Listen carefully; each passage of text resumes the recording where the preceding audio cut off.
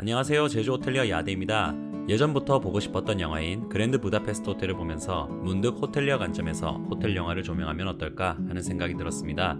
제가 전문 영화 리뷰어도 아니기에 완성도가 어떠니 스토리 연출이 어떻니 이런 부분을 설명하는 건 별 의미가 없는 것 같고, 리뷰의 관점에서는 다른 좋은 유튜버가 너무 많으니 현직 호텔리어 관점에서 실제 호텔에서 유념할 만한 부분을 콕 집어서 설명하는 컨텐츠를 준비해봤습니다. 웨스 앤더슨 감독 특유의 화려한 색감과 대칭이 인상적인 영화 그랜드 부다페스트 호텔. 영화적인 관점과는 전혀 상관없는 현실에서 생각해볼 만한 부분, 지금부터 하나하나 조명해보죠.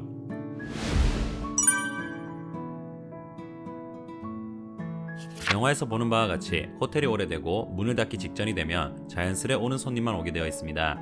흔히 단골이란 단어 하나로 정리할 수 있는데, 이런 손님들 특징은 기존 이용하던 익숙함과 직원이 자기를 알아봐주는 장점이 편해서 끝까지 이용하던 호텔을 고수하는 경우가 많습니다. 이런 충성 고객을 많이 만들수록 호텔 입장에서는 이득이죠. 실제로도 이런 단골과 호텔 직원들은 자연스레 안면을 트게 되고 사적인 얘기까지 나눌 정도로 친해지는 경우가 많습니다. 심하면 용돈도 받고 사석에서 밥을 먹는 친구들까지 있죠. 제가 가진 호텔리어 시각에서 해서는 안 될 행동입니다. 아무리 사람 대 사람의 만남이라지만 우리는 엄연히 직원이며 고객한테 서비스란 상품을 판매하는 존재입니다. 고객과 너무 선없이 지내면 반드시 실수가 생기기 마련입니다. 바로 다음 장면으로 예를 들 수 있겠네요.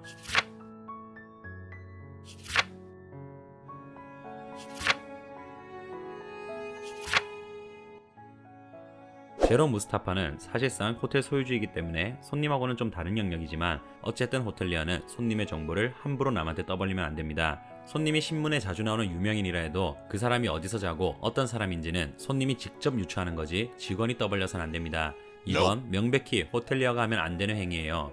본인의 신변과 안전, 프라이버시가 지켜지지 않는 호텔에 손님이 묵을 이유가 없죠. 이 상황을 정석적으로 보여주는 게 이 장면입니다. 영화 내용상 지배인인 무슈 구스타브가 있고 없고에 따라서, 호텔 흥망성쇠에 따라서 서비스 질의 차이, 호텔리어의 능력 차이가 이렇게 드러나는 겁니다. 실제로도 손님이 쓰러지거나 사고당하는 경우가 있습니다. 오래된 호텔일수록 이에 대한 대비 매뉴얼이 잘 짜여 있죠. 소방교육, 안전교육 등을 주기적으로 받고 손님의 안전을 최우선으로 합니다. 식음 쪽은 제 전문이 아니라 단순히 어깨 너머 배운 대로 말씀드리자면, 트레이는 왼손으로 들고 다녀야 하고 술은 오른손으로 따라주는 겁니다. 영화에서는 손님 앞을 가리는데 실제로는 등 뒤로 돌아 오른쪽에서 따라주며 손님의 앞을 가리며 방해해서는 안 됩니다. 손님의 잔이 비지 않도록 주기적으로 신경 써줘야 하며 트레이를 테이블 위에 놓아서는 안 됩니다. 실제로도 지배인이 저렇게 세팅 하나하나 다 신경 씁니다. 저런 걸 신경 쓰지 않는다면 지배인이 아니죠. 연회장이나 호텔 내부 기물들의 위치는 전부 다 이유가 있는 겁니다. 저런 게 소홀하다면 그건 그 지배인 역량이 모자란다고 보셔도 무방합니다. 모든 직원 자세가 지나치게 구부정합니다. 직원들은 반듯하게 서 있어야 하고 손님과 친한 게 아닌 바에야 호텔리어는 손님 앞에서 앉지 않습니다. 영화적 표현인지는 모르겠으나 모자도 저렇게 삐딱하게 쓴다며 상사한테 반드시 지적을 받을 겁니다.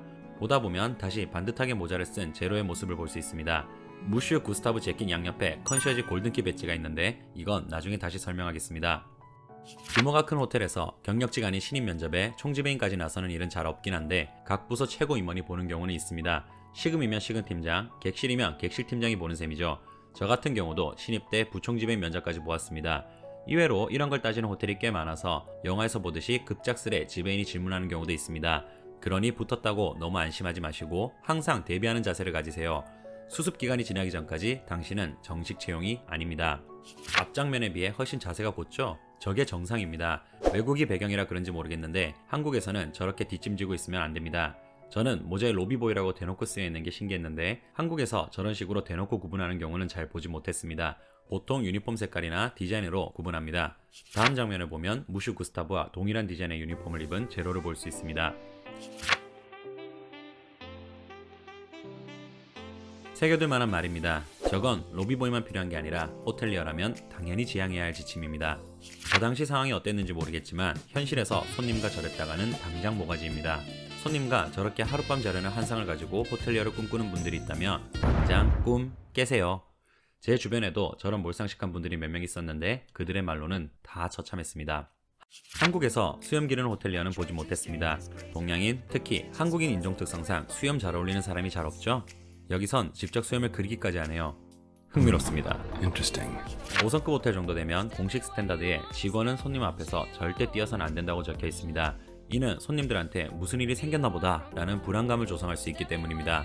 따라서 호텔리어는 실제 사고가 발생했다 해도 호텔 관내에서 절대 뛰어다녀선 안 됩니다. 무슈 구스타브가 겁나 멋지다고 생각한 장면입니다. 지배인급이라면 반드시 부하 직원을 저렇게 지켜줘야 한다고 생각합니다. 생각보다 많은 상사가 윗사람들이 고객한테 털릴 때 나몰라라는 경우가 있는데 호텔리어는 손님한테 노예 취급당하는 경우가 생길지언정 같은 동료들끼리 상처를 받아서는 안 된다고 생각합니다. 윗사람이 아랫사람을 지켜주지 않는다면 최전방에 서서 고객들과 전면전을 하라는 말 자체를 해서는 안 됩니다. 회사와 지배인은 반드시 아랫사람의 고충을 헤아리며 말도 안 되는 상황이 벌어졌을 때 지켜줘야 합니다. 제가 아는 어떤 곳은 직원이 손님한테 젖꼭지를 꼬집히며 모욕을 당했던 사건이 있었습니다. 거기 부총 지배인은 그런 상황에서조차 직원 보고 손님한테 사과하라고 했습니다. 미친 거죠. 그런 회사를 뭘 믿고 최전방에 서서 손님의 컴플레인을 받아줍니까? 자세한 얘기는 생략합니다만 결국 그 부총 지배인은 오래가지 못했습니다. 영화 속 무슈 구스타브 같은 지배인이 멋진 게 아니라 당연하게 여겨질 수 있는 세상이 왔으면 합니다. 좀 뜬금없게 여겨질 수 있겠지만 회사에서 정해진 유니폼을 제공하는데 저렇게 외부로 돌아다니는 건 사실 하면 안 되는 행동입니다. 회사에서 허가해준 경우를 제외하고 호텔 자산을 외부로 반출한 것에 해당하기 때문입니다. 요즘 많은 직원들이 휴게 시간에 유니폼 입고 커피 사온다거나 하는데 상부에서 마음먹고 걸고 넘어진다면 충분히 불이익을 받을 수 있습니다. 실제로도 금고가 있습니다. 보통 프론트 뒤편이나 옆에 있는 경우가 일반적이며 고객의 기중품 및 호텔의 기중품을 보관해요. 직원 2명이 보는 앞에서 각자 양식에 서명하고 입출 관리를 하지요.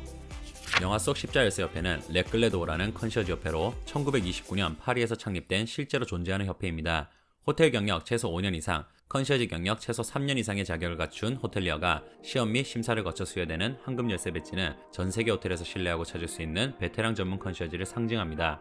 한국에도 협회가 있으며 국내에도 100명이 넘어가는 협회원들이 전국적으로 배치되어 있지요. 호텔을 자주 이용하는 외국 고객님들 같은 경우는 골든키를 착용한 컨시어지가 있냐 없느냐로 호텔 서비스의 척도를 판단하기도 합니다. 그만큼 전 세계적으로도 인정받는 편이며 저 역시도 몇 번 모임에 참여했던 적이 있습니다.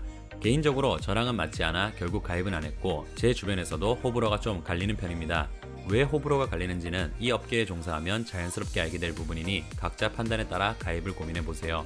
영화처럼 막 비밀 연합에 뭔가 엄청난 권력을 갖췄다기보다는 베테랑 컨시어지로 인정받는다는 느낌으로 받아들이시면 됩니다. 창문에 매달린 위치만 보고 객실 호수를 맞추는 장면, 실제로 한 호텔에서 오래 일하면 저렇게 됩니다. 건물 구조에 따라서 310호 밑이 바로 210호가 아닌 곳도 많거든요. 이런 걸 다 파악하는 능력자가 결국 인정받습니다. 오페라 PMS가 좋은 이유 중 하나가 시스템 내부에서 도면을 바로 볼 수 있고 직관적으로 구조를 이해할 수 있다는 겁니다. 예를 들어 310호 고객님이 밑객실 발코니에 속옷을 떨어뜨렸다 하면 시스템을 통해 바로 그 밑객실이 몇 호인지 파악할 수 있다는 식입니다. 개인적으로 호텔리어의 고뇌를 잘 표현한 장면이라 생각합니다. Do not disturb, 흔히 D&D 사인이라는 건데 무슨 일이 있어도 고객을 방해해서는 안 된다는 겁니다.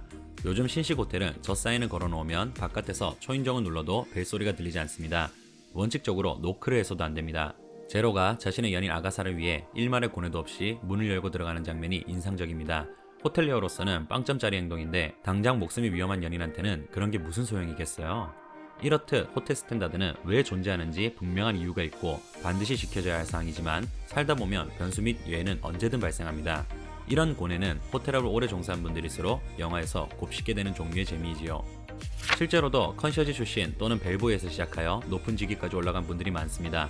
다른 부서도 고객들을 컨택하는 건 똑같지만 VIP를 호텔 동선 구석구석까지 동행하며 니즈를 충족해주는 건 컨시어지만한 부서가 없지요. 수많은 영향력 있는 부서 사이에서 왜 골든키를 수여하는 협회가 전 세계적으로 컨시어지밖에 없는지를 생각해보면 이해가 가는 대목이지요. 현관에 서서 고객 짐이나 내려주고 들어준다고 현타 오는 분들이 계신다면 거기서 시작한 사람 중 누군가는 왜 총지배인 또는 높은 직위까지 올라가게 되었는지를 잘 생각해 보시기를 바랍니다. 처음 해보는 콘텐츠라 재밌게 시청해 주셨는지 모르겠네요.